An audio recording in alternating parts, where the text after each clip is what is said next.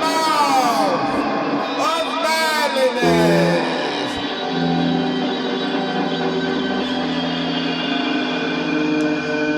Brought to you by Fender Guitar, Orange Amplifiers, Boss Pedals, and the one that's making all the fucking noise, Electro Harmonics, Hog.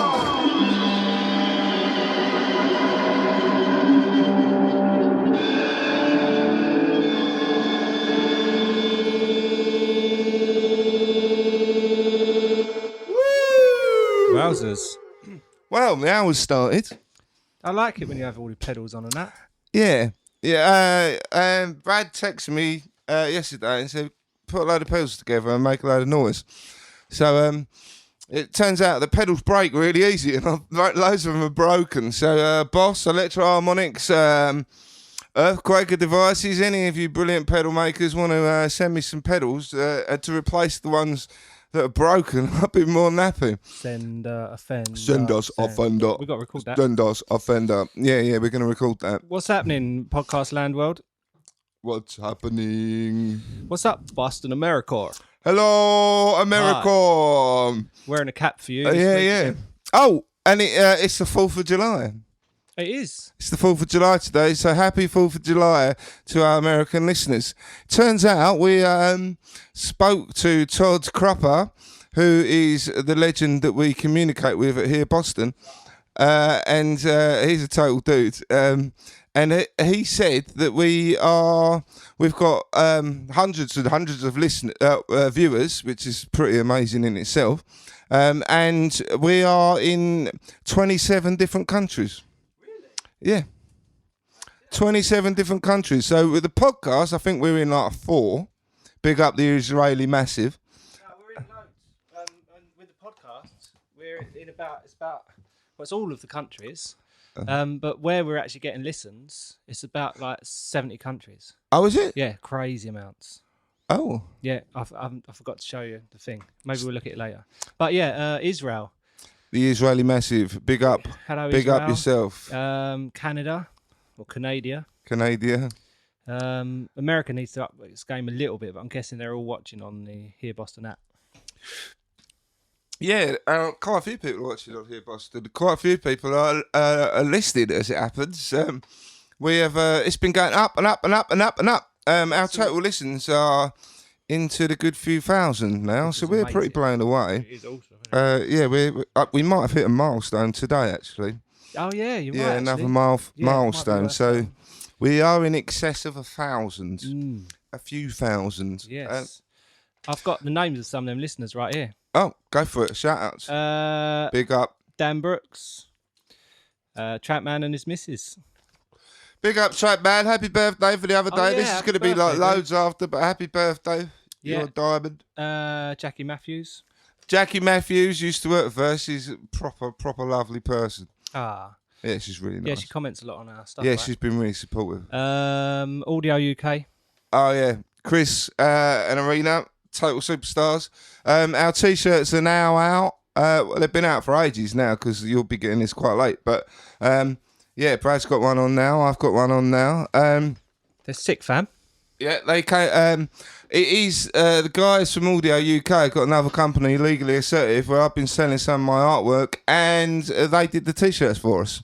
So, yeah, they've helped us out with that massive. So big up Chris and Arena all day long. Yeah, Legally Assertive is next on my list. Oh, yeah, is your Legally artwork Assertive still available? On that? Yeah, it's still available. Yeah, And that's lovely as well. Morgan Gleave. Who, do you know what?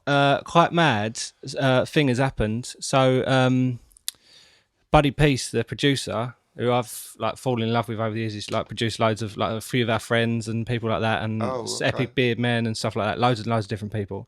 Well, through like hardcore listing, they ended up sort of following each other. And Morgan plays harmonica, right?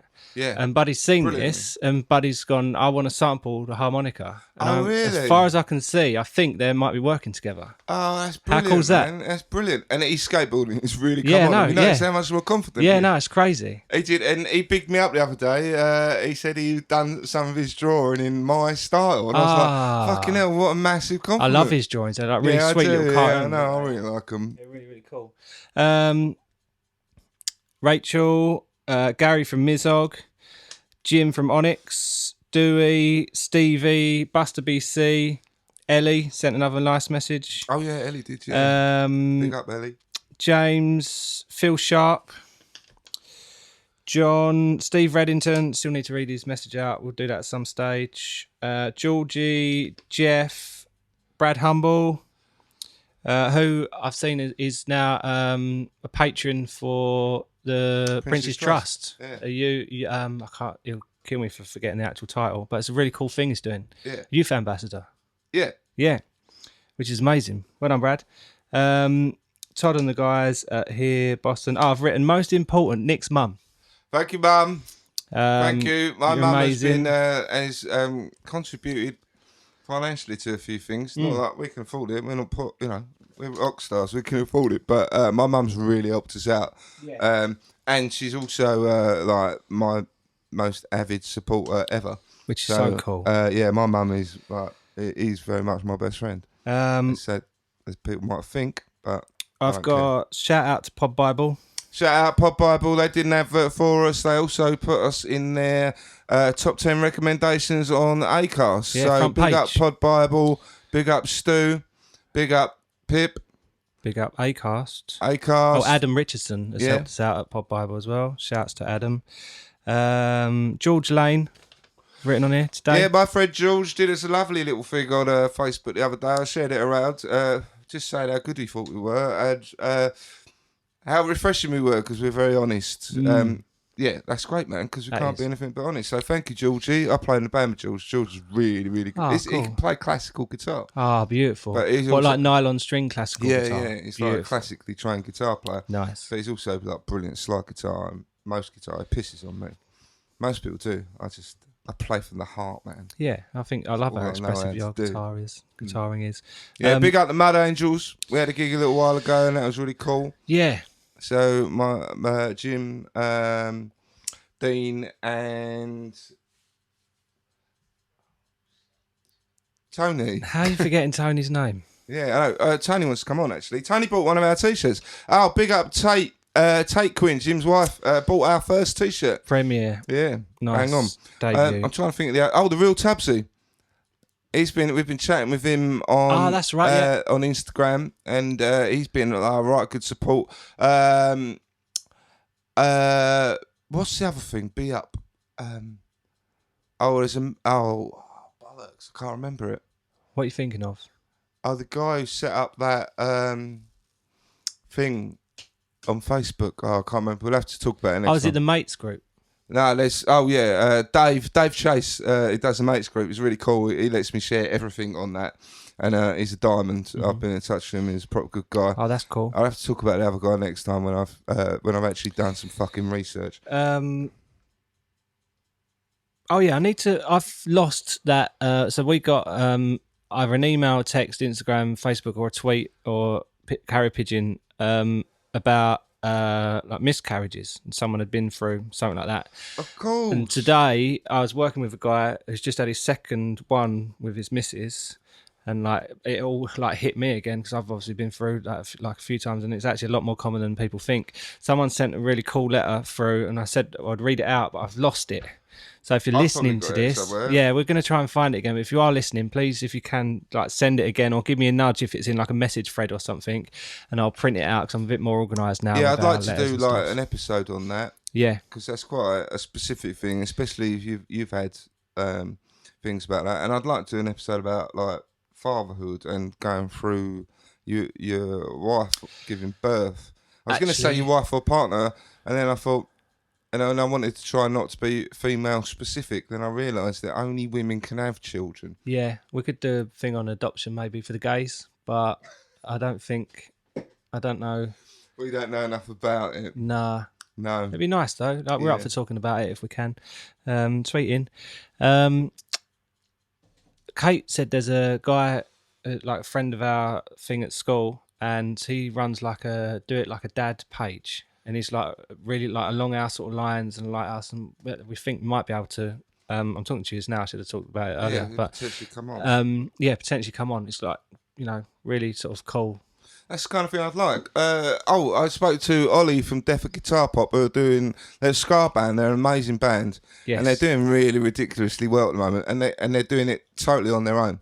Yeah. Like it's a complete DIY thing, and they've gone through the roof. And they do like club nights and Yeah, they record do a club label. night. They've got a record label, but they're doing it all themselves, and they're pretty mind blowing. And they've really blown up on the ska scene.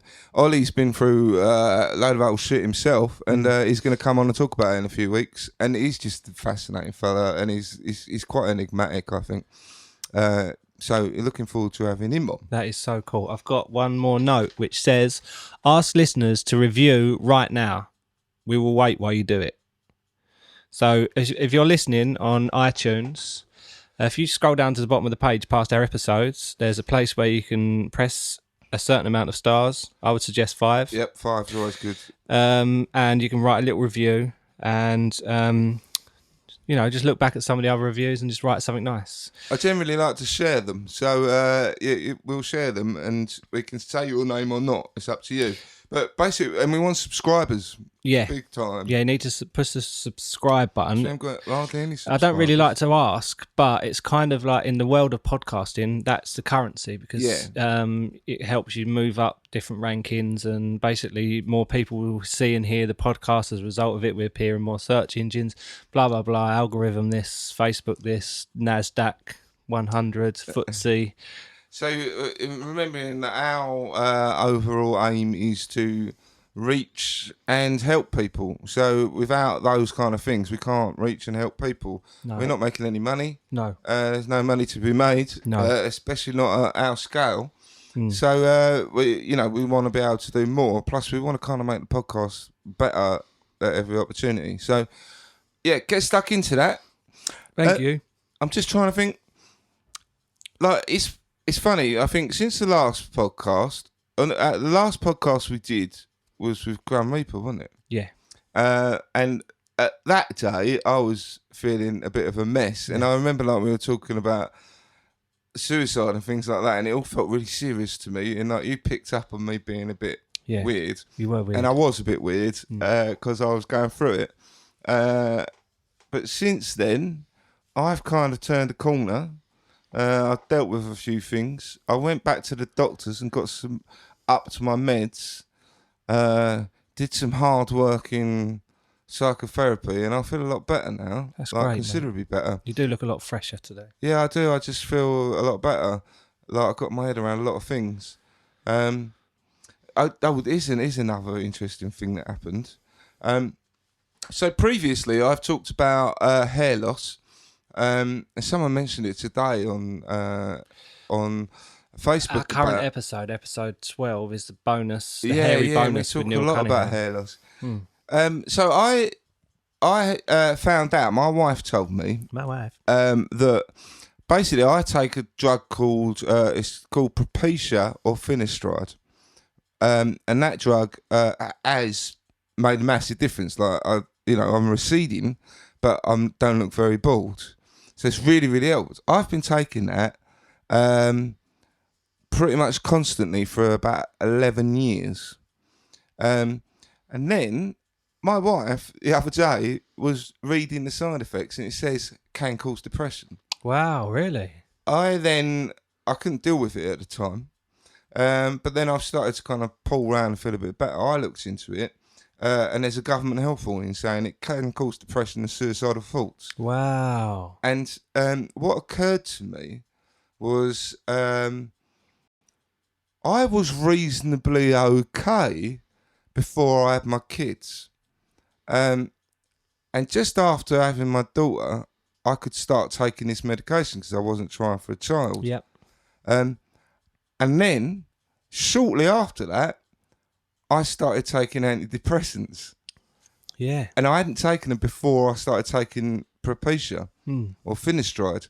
And I think there's a direct correlation. Yeah, makes I sense. think that hair medication has been making me depressed. Wow. And been making me suicidal. Like, in fairness, I've got my issues, and like, I am a bit like that anyway. But I think it's totally exacerbated it. Yeah. So, what I want to say is, if anyone has like listened to this before or watched it, and they're thinking, I might give that a go, don't. Yeah, don't. I'm going to put something on the socials to say don't. I'm even thinking about trying to get in touch with Good Morning or something like that. Trying to go on there, talk about the podcast a little bit, but say like, look, this is fucking serious. I looked into it more, and in America, there's been loads and loads of legal lawsuits taken against this company, mostly because it spoils your libido. Wow. And I've also had that. All right. But like, I didn't. You have turned me down a couple of times, I must admit. Yeah, none of it really made any sense, and now it makes total sense. So I've made quite a big decision: is that I'm going to stop taking the medication, and I'm going to get a hair transplant. Wow. I'm totally going to do it. Do you are you certain you'll definitely need the hair transplant? Yeah. It's about confidence and about me being happy. Well, that's what makes me sad, is the fact that you get newfound confidence because your hair's grown, but the tablets give you depressing. Yeah. It's like nothing is ever straightforward, is it? It's a total kick in the teeth. Yeah.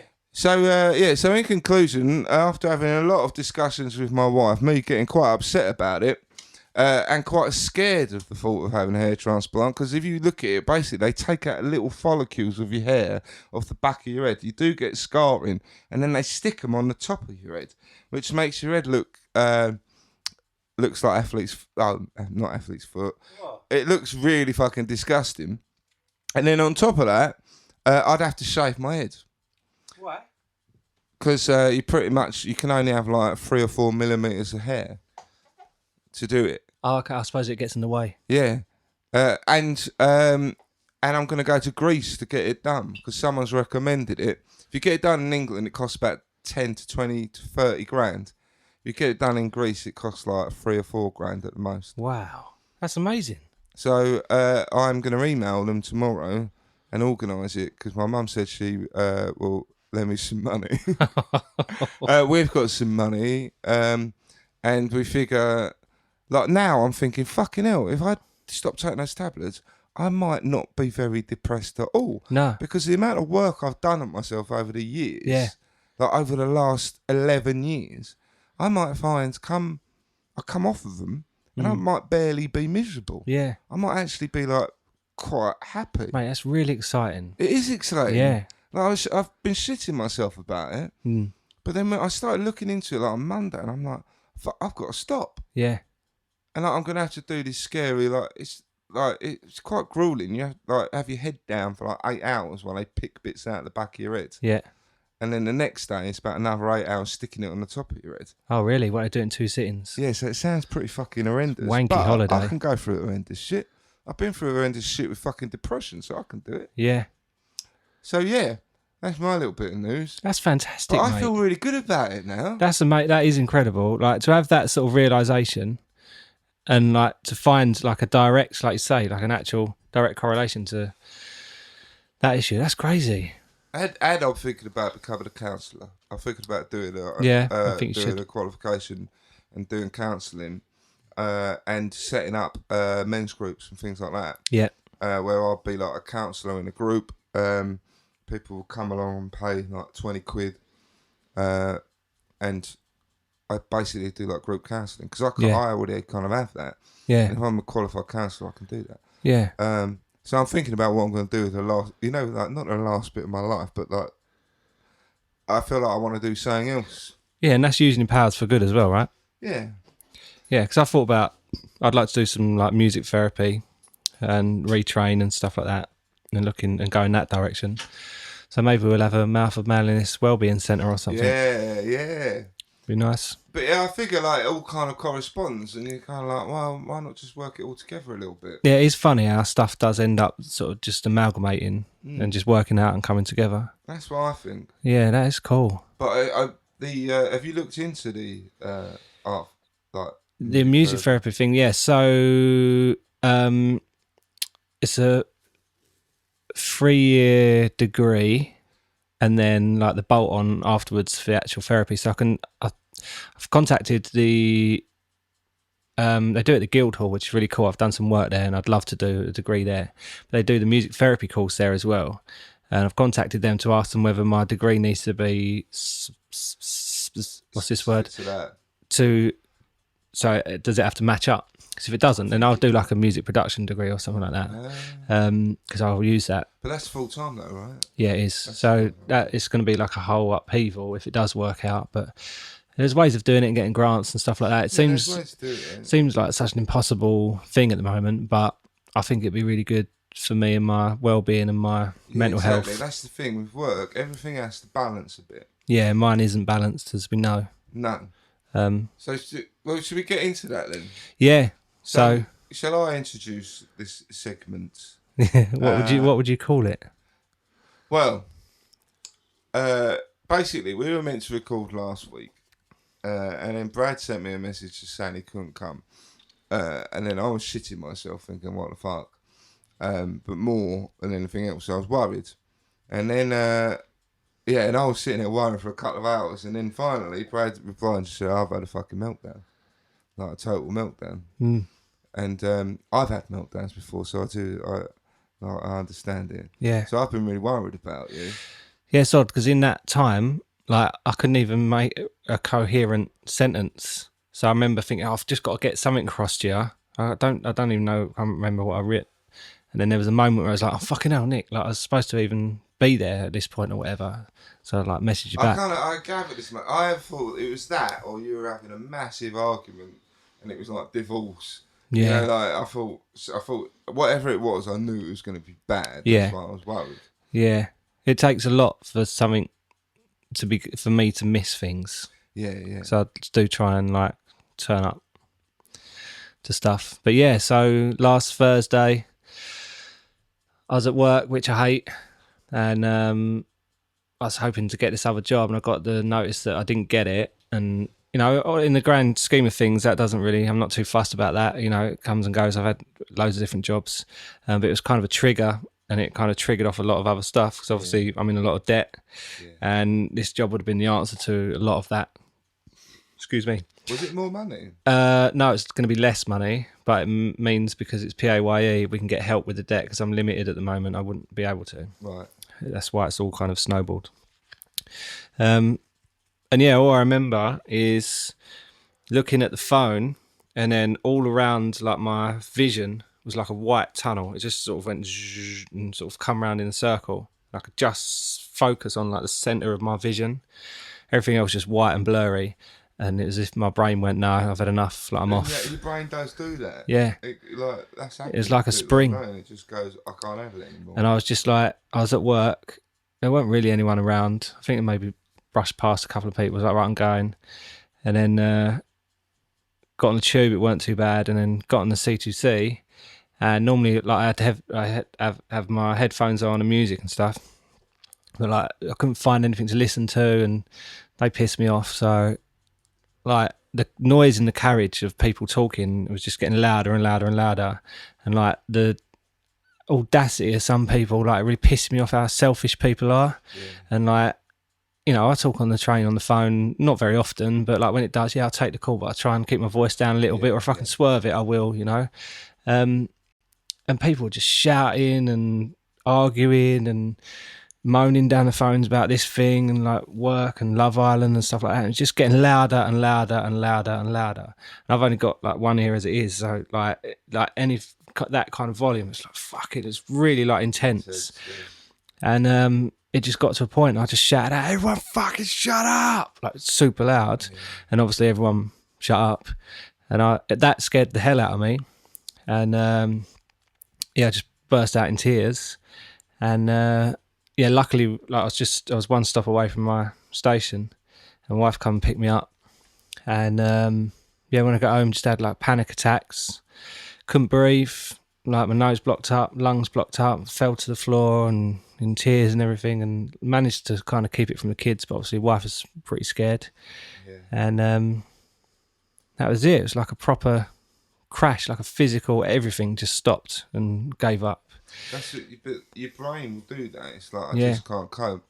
And I think I was thinking that, you know, you've had so much on, and like when we've talked on here, there's been points when it's like, Brad's not doing very well. You know, I've said that to you, and in some ways I was kind of, in the nicest possible way, kind of pleased that something had happened enough to make you go, right, I need to actually, you know, to hell with some things. I need to actually deal with me. Yeah, it's like something else stepped in and just reprioritised everything. Yeah. And what's really weird is, obviously this is on the Thursday. Friday, I had in mind, I really need the money. I was still going to go into work and sort of style it out, and fairly confident I could have done. Just, you know, it's all pretend at work anyway. Yeah. You pretend to be happy and enjoy yourself and that, and talking to people you wouldn't normally fucking talk to.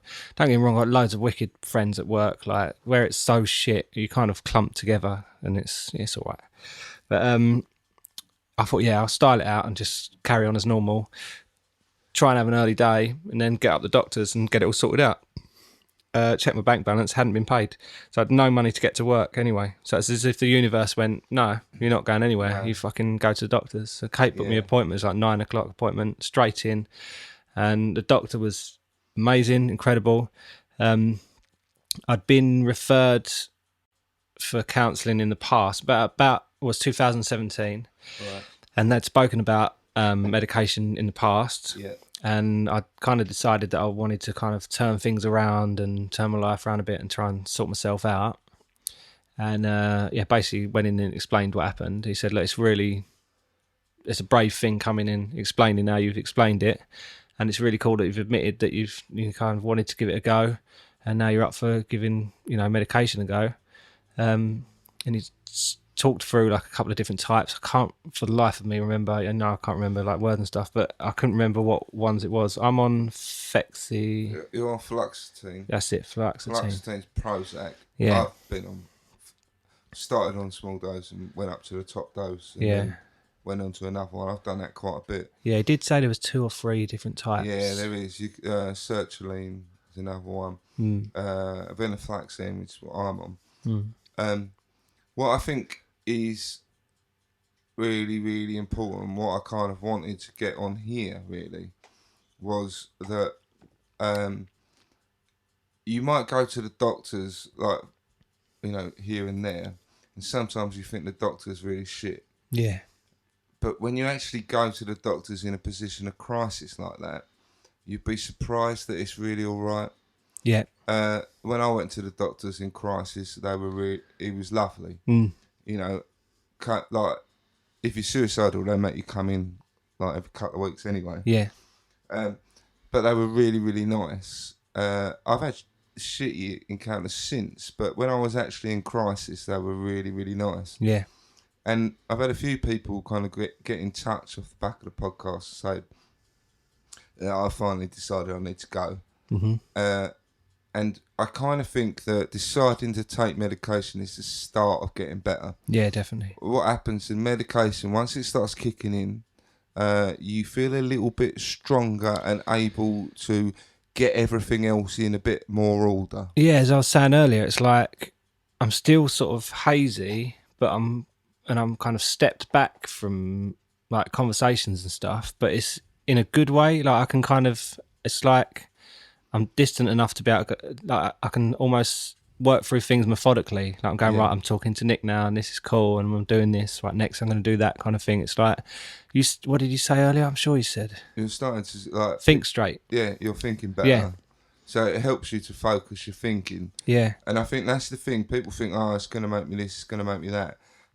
When you really need medication, it just helps you to fucking make sense of what's going on a bit more.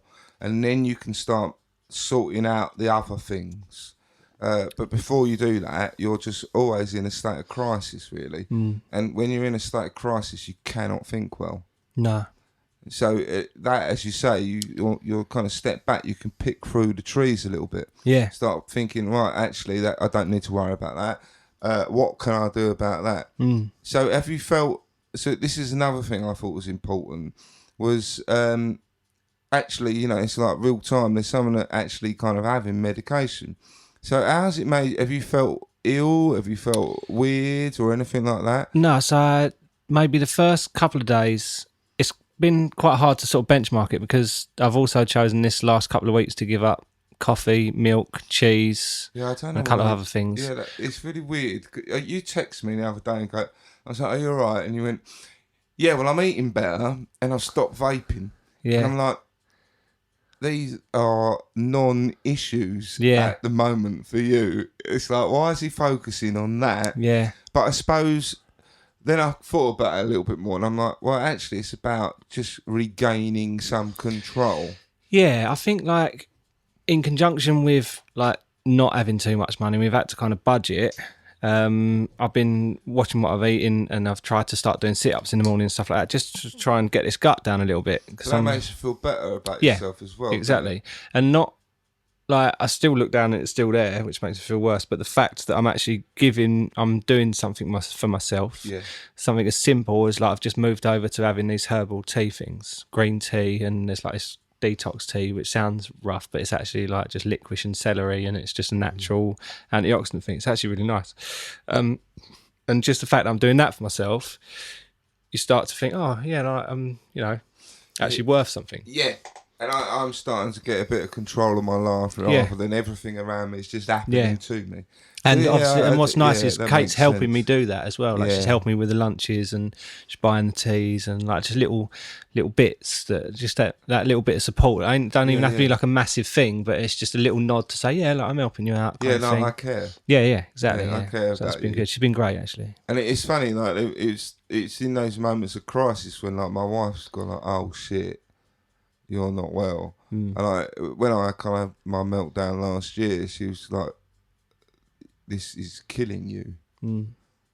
We need to do something about this now. And she was like, stop going to work.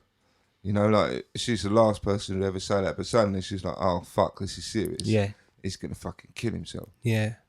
So her doing that, Kate doing that to support you, it doesn't need to be much, does it? No, it ain't. And we've had those discussions, obviously, about changing work and everything else, and really getting your head around, oh, right, if we do this, we could do that, and like just thinking about some big life choices, which essentially are the things that need to change. Yeah.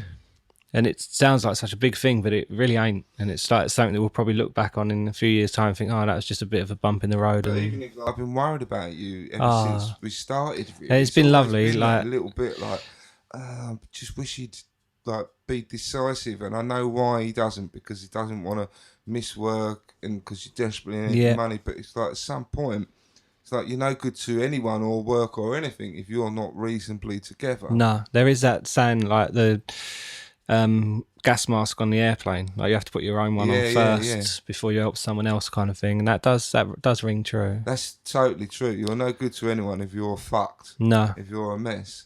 No. So you did that. And you're starting to feel a little bit better. Yeah, it's been quite mad. Like this last few days, like all the problems are still there. I can even feel that essentially I feel the same because I'm still dealing with the problems the same, but it's like there's like a little bit more of the life force back kind of thing. Like I've started singing again, which is mad. When I first started taking medication 11 years ago, like full time, I'd had it before. I came home and I was singing a Blur song. Yeah. And my wife was like, you are better. I haven't heard you sing to yourself for ages. No. It was Beetlebum. I love Beetlebum. Yeah, me too. But yeah, it was like, she was just really shocked. And it was almost, it wasn't quite overnight, but there weren't much in it. No. So I still think like you've still got a little way to go, and then I still think you can feel a bit better still. Oh, definitely, yeah. Even just on the meds that you're on. Well, the thing that I'm looking forward to is obviously I've been referred to counselling as well. Yeah. And like just having the telephone consultation. So when you're referred, it's therapy for you, I think it is. Yeah, I had therapy for you, and I ended up.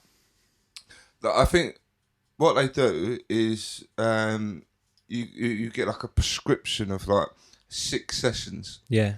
but the therapist has scope, like discretion, to give you more. Right. I ended up having 20, Wow. and then after 20, like I was tailing off and not going every other week. And then I said, like, I don't feel ready to stop.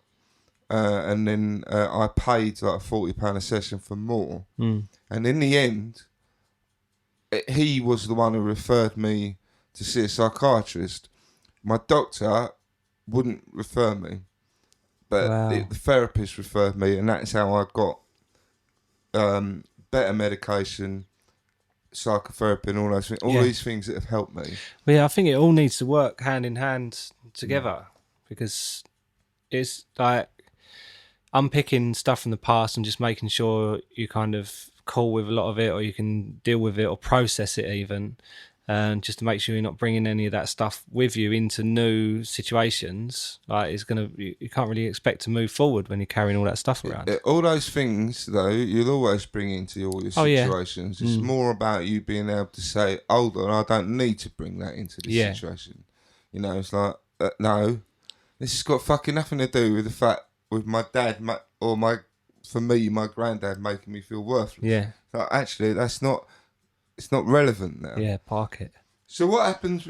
So just because I want people to be able to see that that they can do this for themselves, and it's not that it doesn't need to, like, not to build it too much in their own minds. No, it's quite doable. Yeah, like go and see your doctor, your GP, and talk to them, because even I remember the first time round, it's like they kind of, when you first go in, they're like, hello, what's going on, expecting like a cold or whatever. Yeah. But as soon as you start talking about like your mental health and depression and everything else, they put the pen down, they spin round on their chair, they start making eye contact, their voice softens and everything else. Yeah.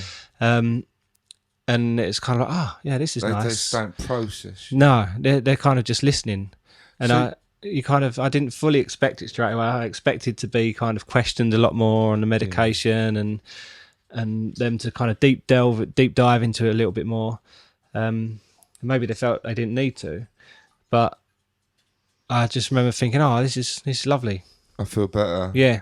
And you feel better just for saying it. Yeah, totally. Yeah, the telephone consultation was amazing because. Yeah, see, I was surprised it was telephone, but I guess that's kind of what happens. Yeah, they kind of now. got. It's just like they kind of got to work out. They got to suss you out basically. Yeah. And obviously, there's so many different. So it could be like bereavement or like you know, like different. What's the best counselling? Yeah, and like the best direction. And as I'm talking, and more stuff's coming out, and like they do say at the beginning, like, just so you're aware, like, we have only got a little bit of time, and it's purely because we've got people like other appointments. So if you are talking, I might sort of hurry you along a bit. And I said, well, strap yourself in, because once I go, I'll go. And there was a couple of times when she was like, I really want to listen like to this bit and that bit, but I'm just wondering what's this and that. And she drove it really, really well. Yeah, she was lovely, like super, like really well. I think she might have said she was a trainee, but you wouldn't have known because she was, spot on. And yeah, in the end, she was like, 100%, like, we're going to refer you for counselling straight away. And she said, like, you are like a bit of a mixed bag. And it's hard to kind of know what direction, but I think I know what we're going to do. Like, we'll send you a letter and let you know what's going to happen in due course. So, because sometimes, and they normally would say at that point, they'd say, like, if you were just had kind of general problems, they'd put you onto a group, and that is not always very helpful. No, she did mention about the groups. Whereas I think in your case, it's like, if it was just kind of very circumstantial, then a group's pretty cool, because you talk with other people, and you, as a group, you make sense of things. You hear what everyone else is saying. Like, I do groups. Yeah. But sometimes, like you were saying when you were being interviewed, you found yourself talking about things from the past and stuff like that. And then it's very much like, actually, this is a lot more personal. Yeah. There's a lot more going on. So really, you need that one-to-one. Yeah. Yeah, and I think that's kind of the direction that she went. Because obviously, you have, I think it's like 2 or 3 different kind of, they call them questionnaires.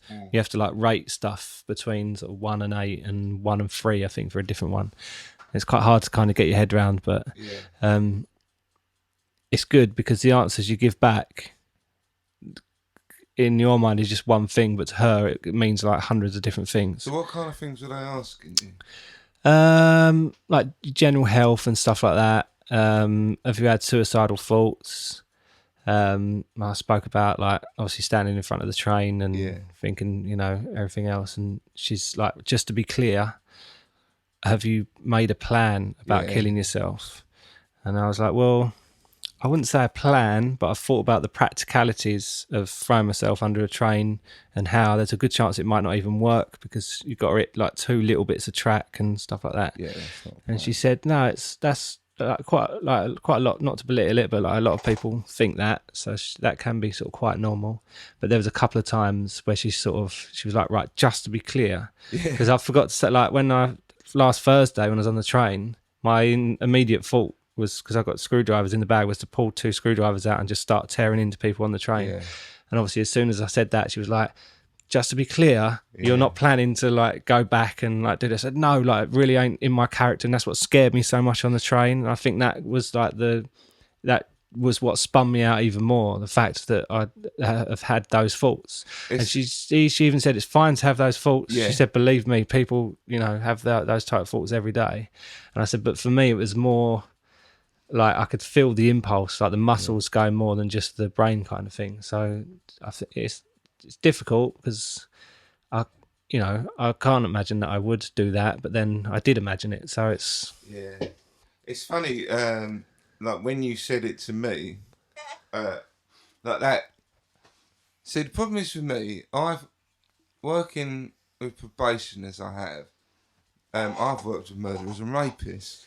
Yeah. And so, in one way, that kind of thing doesn't shock me. When I'm sure people will listen to this and they'd find that quite shocking. Yeah, of course. But it doesn't shock me because I've heard people say that and do it. No. And I know there's quite a big difference between people saying and doing. Yeah. I remember having this conversation with my mate Gareth, who I used to work with, and I'd say, oh, yeah, I fucking think about caving people's heads in all the time. And he'd go, yeah, but you don't do it. No. And he was like, and there's your difference. Like, he was a trainee barrister. Wow. And he was like, it's very clever bloke. Gareth Richards, if you're listening, respect. I really, really like him. And I did him a sleeve tattoo, so we talked a lot. And we used to sit in the same room. And he was very much, he was a proper, like, cut through the shit kind of guy. Yeah. But in a nice way all the time. But he cut through the shit and he was just like, no, but you don't do it. And that's the difference. Yeah. It's like, you've worked with people who do, and there's a massive difference.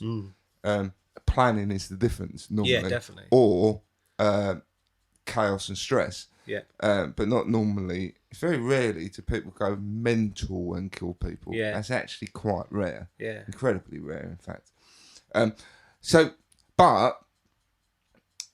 What you said that, and I was like, that was my turning point. When I last summer I went to see Nick Cave, and it was brilliant. I was not good at that time, but I had a really rare good day. I got trashed, but Nick Cave, I cried through it, which was also rare for me. And then on the train home, everything just turned, and suddenly I saw something really, really beautiful. There was a girl on the train who obviously loved herself. She was talking on the phone.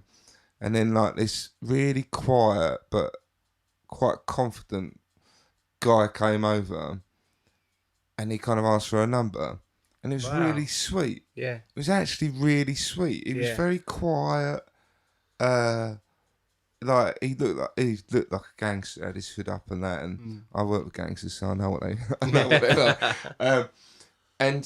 But just the way he did it was really, really lovely, and you could tell that she was really taken back by it. And all I wanted to do was cave their fucking heads in. I just wanted to put a sword through this is what I think about swords. I've got a sword, I think that's why. Like putting a sword through the back of the chair. They were the only ones on the carriage, and I wanted them dead. Wow. So much I couldn't think about anything else, and I was sitting there like tense, almost, like tension, like ready to do it. Yeah. And then the next day was Monday, and I was like, I can't go to work. I'm not well. No. And Sarah's like, you can't go to work, can you? And so it was weird because you said that, and that was the exact same turning point for me. That's crazy. Was fuck, like I don't know what I'm capable of. No, that was that. You have thoughts like when I watch ninja films and think, oh yeah, I can do cartwheels and stuff like that. But that was like, I don't know, that was like dark. Yeah, it's extreme and it's really dark, and you're like, oh fuck, like, hold on, I've never thought like this before. No.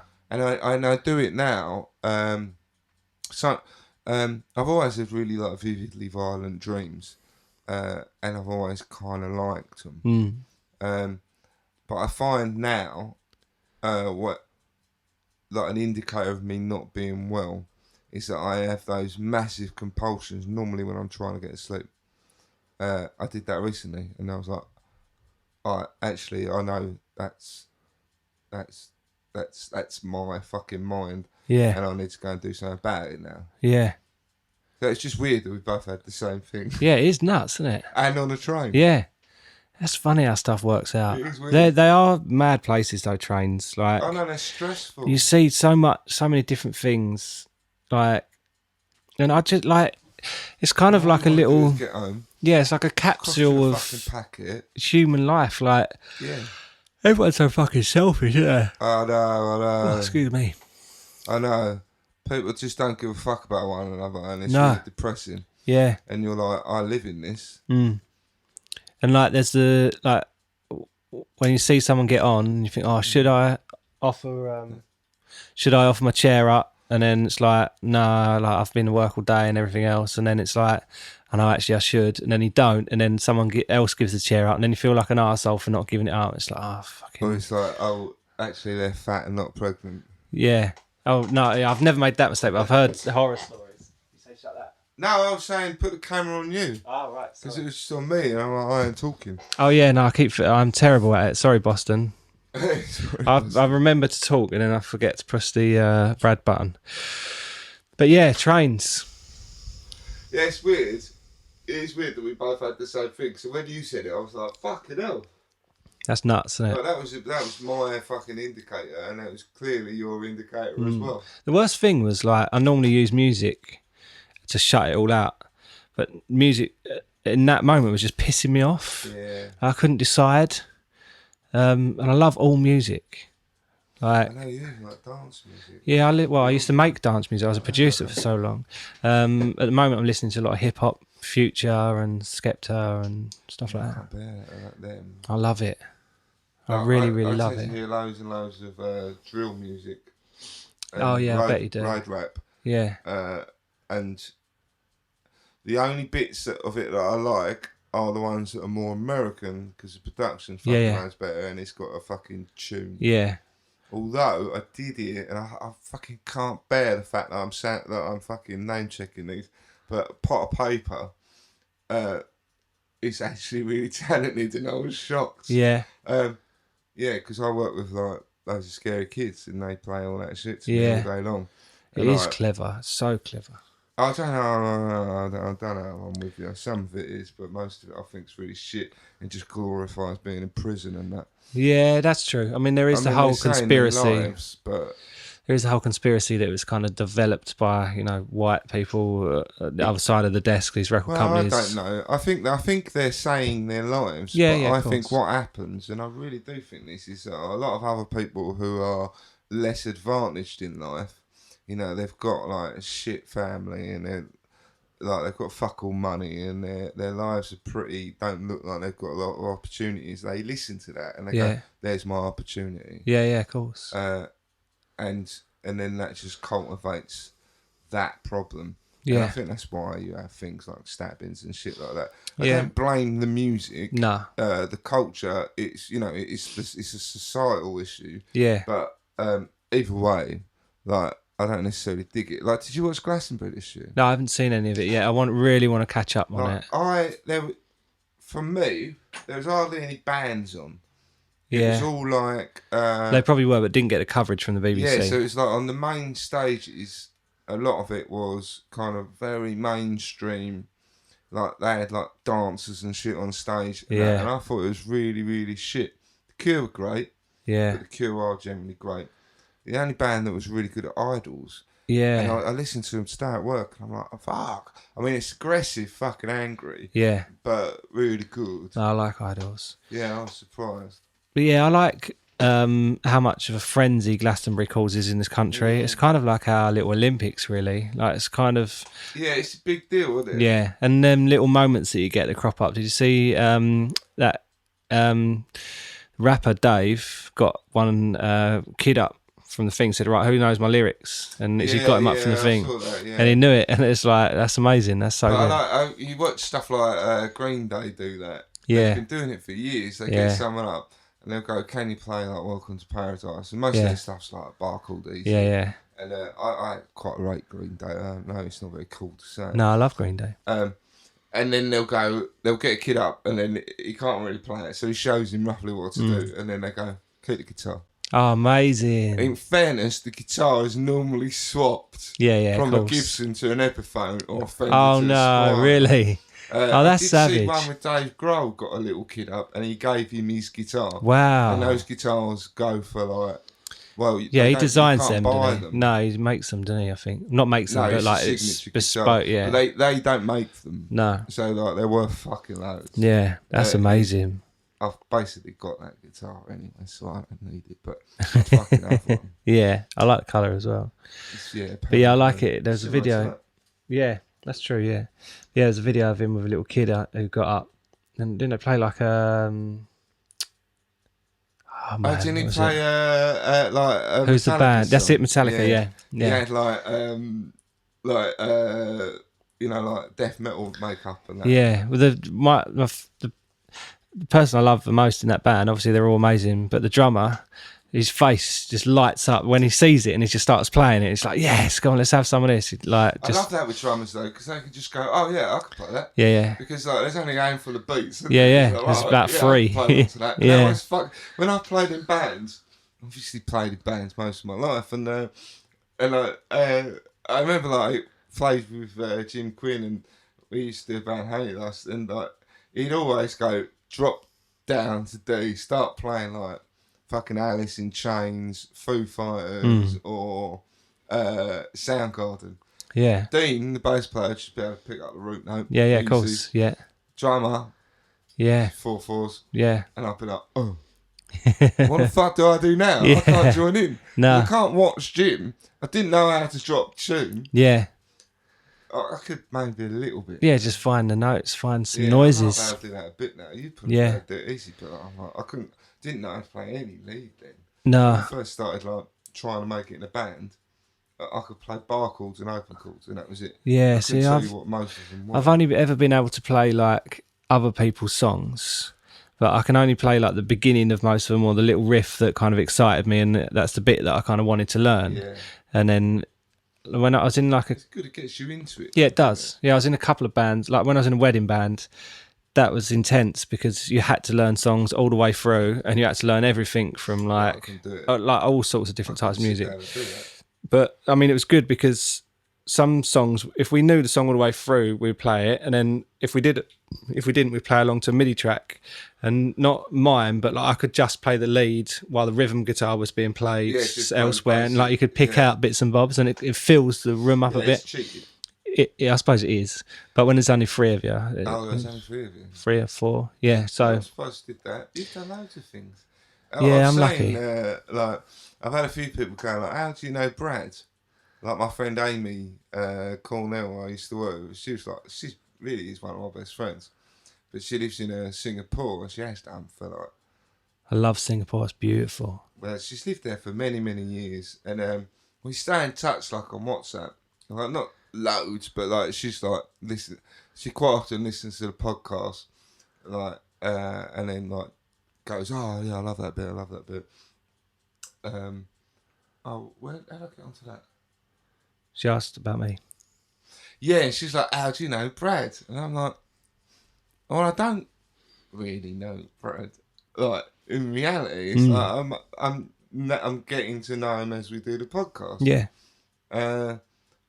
But, you know, like, last week, like, you've just been at the front of my mind all week. Yeah. You've texted me every day, which has been beautiful. I just message you every day and just go, you're right, It's been what's lovely. going on, where you at?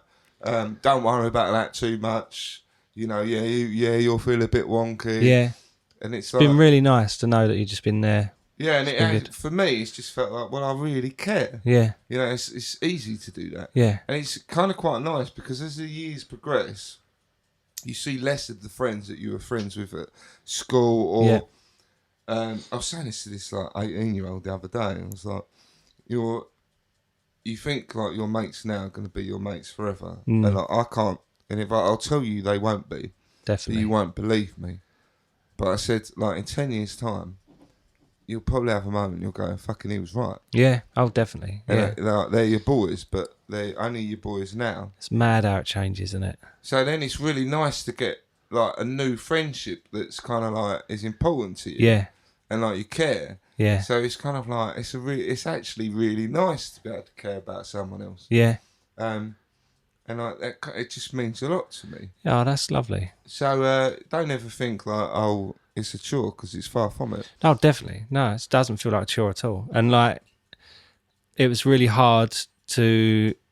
It was a hard decision to like not come here and record last week. It was an obvious one because, you know, I was like not being able to breathe and trying to kill loads of people on a train. Yeah. But I knew it'd be all right. Yeah. I knew it might piss you off, but I also knew ultimately like it'd be all right. No, I was fucking like there's always a bit of me who just wants to sit on the sofa and do fuck all. Yeah. So there's always that bit, and then there's the other bit. It's like, yeah, I've been the same. Like, it's been nice. Bored now. It was nice because I'm caught up with all the editing. All the videos are done. Well, not now because we've got this to do. But I'm essentially, I had like my first weekend in however long I can remember, and then 3 days. I should be uploading them to Boston, but I haven't. Sorry, Todd, they're on their way. Of not touching the computer. Yeah. And it's something I never thought I'd say, but it's actually been quite nice, like just to chill out with kids and watch TV and stuff like that, and not have to worry about it too much. That's what I was saying. Like, if we want to have a break, we'll have a break. No. You know, for starters, we've got quite a few in the bank. Yeah. So we could have had a break. Someone else said to me recently, like, have you considered doing it, having a series, then having a gap, then people will look forward to the next bit. Yeah, maybe. And he also said that he likes to Touch have himself. a break, so then he has some time to think about it, and then maybe then put in a response, and then look forward to the next one. And I'm like, well, I can't say I haven't thought about it, but we've just not really talked about it. No, you get like 7 days between each one. Yeah, and then I was like, well, and sometimes when the momentum's there, you're stupid not to take it. Yeah, definitely. Plus, I also feel like we get lots of different things out of doing it. Yeah. So it's not actually just about that. No. It's about getting together and being almost doing something separate to everything else that we do. Yeah. So it's like it's not just about that. No, I love it. I love doing it. Yeah, I do. So and I normally feel afterwards kind of a good sense of worth. And all. And it's like it's not just about what people are hearing. No. There's more to it than that. Definitely. But yeah, so I messaged you like regularly, say you're getting on, and it was what I liked is like I messaged you I think on a Saturday, and you were like, "Oh, I've been doing this with my kids, and we've been doing that and doing this," and it's like, and I was really like heartened by that because it's like for me when I kind of had my meltdown, I found I got a lot out of just going, right, fuck everything else. Just gonna just invest in time with my family. Let's just go and do this or just go and do that. And that really helped. Yeah.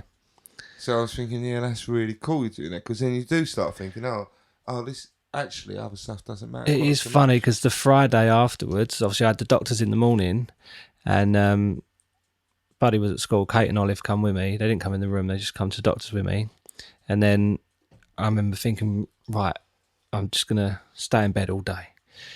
And then she was like, "Oh, do you want to come over such and such?" And I was like, "Yeah, okay, no worries." I thought, this ain't going to be too difficult. And then I think we popped over to see her dad, and we had to pop to the shop. And like before you knew it, the day went. Yeah. But I think it was a good thing. Rather than I didn't have to sitting like around thinking wallow about it and everything. It's not avoiding it, No. but it was just sort of ticking over enough so I could just ease into the weekend. I wasn't at work, and it was actually just quite nice, just buzzing about, just doing a few things. I don't get many days like that anymore, so it's quite nice to just, just kind of re-engage. bowl with about. what is basically the most important thing. Yeah, totally. Yeah. Yeah, I had that. I have to say, like, this summer's like rolling around, the kids are going to be off soon.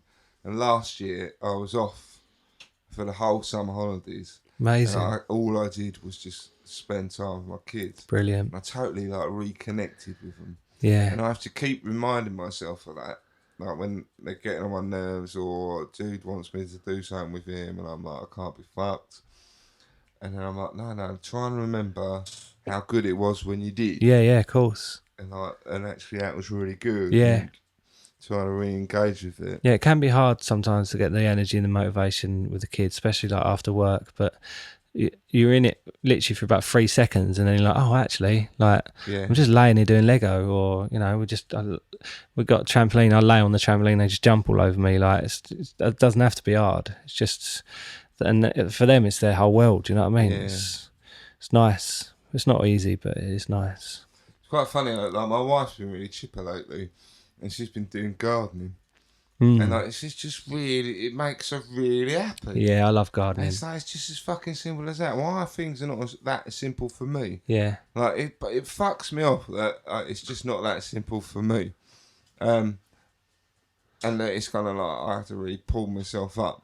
But like the other day, I washed my scooter. I was like, it's good. I'm gonna take it out. I fuck around with a few little bits on it, that kind of thing.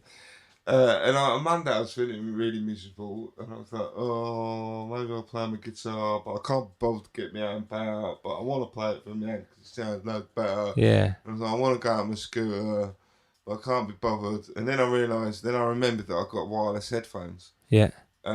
Thank you, Audio UK. And I could wear them under my helmet without like wires. Oh, wow.